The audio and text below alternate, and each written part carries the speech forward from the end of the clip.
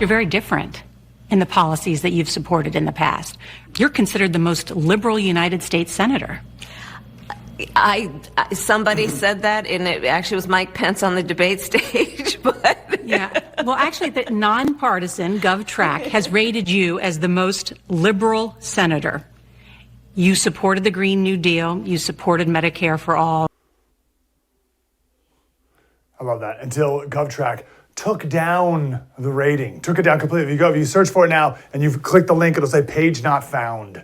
Give me a break. Harmeet, I'm Mike Slater, by the way, filling in for Jesse Kelly. Thanks for being here. Harmeet Dhillon is here, founder of the Dhillon Law and Center for American Liberty. I think most relevant to the conversation today, though, is former vice chair of the California Republican Party. Harmeet, how are you today?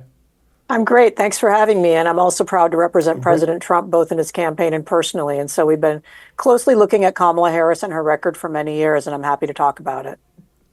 Yeah, let's do this. So I lived in California for 12 years, all throughout her reign. And I think people from California really need to tell the country who this person is and what she represents and what she did when she was in San Francisco and Sacramento and D.C. representing California. Newt Gingrich, I think, put it nicely. I want to see what you think. He called her a San Francisco radical to the left of Bernie Sanders. Do you think that's a good, fair assessment of Kamala Harris? Well, the difficulty with talking about Kamala Harris is that she's a moving object. I would agree with that characterization at times, but I wrote an op-ed in the Wall Street Journal in 2019 detailing how she's flip-flopped on just about every issue in criminal justice over the years, starting with taking one position when she was running for DA and then immediately tacking to the far left. And even on this issue of the Supreme Court packing, she's taken every possible position, being enthusiastically in favor and then not talking about it. So that's the problem with Kamala. Give me an example of, I'm glad you brought up her record on crime, because I've had a tough time characterizing this myself. Because sometimes I see conservatives criticizing her for something with criminal justice, but it's like she's too tough. And it's like, well, hold on. Yeah. I mean, is she too soft or too tough? How would you characterize her crime? Well, first of all, in San Francisco, I don't think you can be too tough on crime. It's a ridiculous situation here. And so she's running against her boss, who was a liberal DA in San Francisco back in over 20 years ago now. And and that would have been great if she had carried through with that, because the city needs some criminal justice being applied here. But what happened was she immediately then started pandering to the left in her party, which is what as you know from somebody who lived in California, you can't advance in the Democrat Party in California without being on the far extreme left. And so she immediately started things like not pursuing the death penalty for a cop killer and not pursuing aggressively the gangbanger killers of a beautiful family in California. These were illegal aliens who had been caught and released. She didn't go after human trafficking, sex trafficking in the state. And then when she became the attorney general, she went after charities. She tried to force charities to release their information, which is unconstitutional. She really had a very poor record on criminal justice. Her malfeasance and incompetence in managing her office led to 600 convictions being dismissed and arguably over 1,000 that were in progress being dismissed as well. And she was harshly criticized by judges over her years as a district attorney and attorney general for failing to obey court orders, for flouting due process, and so forth. So it is some people on the left who've called her tough on crime, too tough on crime. In fact, she was hit very hard with that in the Democratic debates for president in 2020. Tulsi Gabbard notoriously noted how she had been very vicious to low-level offenders, locking people up for low-level possession offenses. So that's the gloss you have to understand. She wanted to rack up numbers, so she put people away for very low-level offenses. But when it came time to addressing the real criminal justice issues, rape, murder, gangbanging, and illegal aliens wreaking havoc on our communities, she didn't go after those. So Kamala Harris is a fake.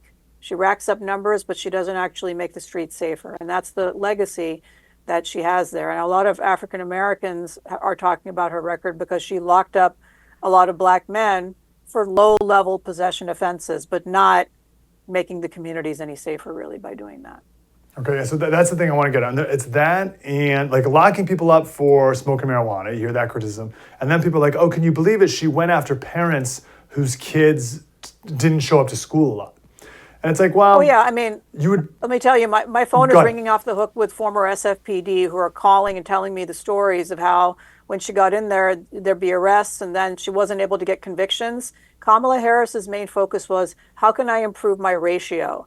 And to improve your ratio of arrests and prosecutions to convictions, you basically have to fiddle with the numbers. So she was trying to convince cops to arrest people for drug offenses, serious drug offenses, dealing, and then release them with basically a desk ticket where they would have to show up in court on their own recognizance to argue it. Of course, a lot of those people don't show up, and only actually have a custodial arrest after the third arrest of the same person. So literally, Kamala Harris is the mother of catch and release on crime here in California, because that was her policy. The cops didn't like it. They didn't want to go along with it, but her office was frankly not playing ball. So that is her record of padding her stats with, sort of arrests and then easy low-level convictions, but not actually going after the bad guys for real. give me some more examples of how you talked about she would like disobey court orders. And we've heard about, I've only just heard the surface level of withholding evidence in a case that went very high up in the court system as well, because that speaks to something different. I mean, we're talking about maybe ideology, but now here perhaps we're talking about like ineptness or incompetence. Well, it's a due process, actually. I would put that as beyond incompetence. I would put that as, frankly, evil. There was a case of a wrongfully convicted person on death row in a murder conviction, and he appealed that case, and her office opposed it by saying, this guy was presenting a claim, you have to understand, of actual innocence. And she presented a response from her office that the person had waited too long. So she didn't really care about whether he was actually innocent or not. And this is kind of shocking to the conscience. Another example is when she was the Attorney General, California was under a federal court order all the way up from the United States Supreme Court to alleviate prison overcrowding by letting out low-level offenders who are nonviolent.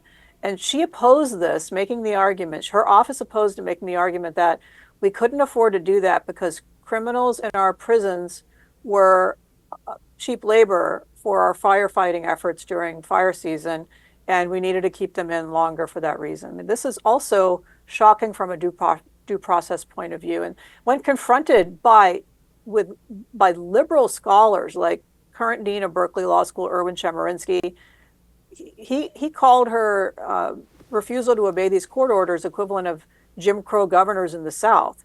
He was shocked by this. And so, I had a personal case where I sued the state over a civil rights issue involving religious liberty, and her office fought it for 4 years before I finally brought a national coalition of civil rights groups to bear, and we had a big press conference in San Francisco and shamed her into settling the case. So in other words, Kamala Harris never does the right thing as her personal instinct. She always has her eye on what'll get me ahead, and she panders to that sort of place in the spectrum.